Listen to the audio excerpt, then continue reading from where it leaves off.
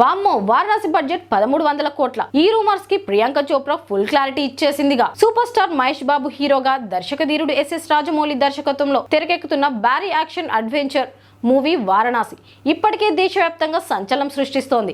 Mythological, science fiction, time travel, action adventure all in one గా Indian సినిమానే కాదు, Rajamouli career లోనే బిగ్గెస్ట్ ప్రాజెక్ట్ గా వారణాసి తెరకెక్కుతోంది. ఇటీవల రిలీజ్ అయిన టైటిల్ గ్లిమ్స్ తర్వాత ఈ సినిమా బడ్జెట్ పై భారీ చర్చ మొదలైంది. 900 కోట్ల నుంచి 1300 కోట్ల వరకు రూమర్స్ వైరల్ అయ్యాయి.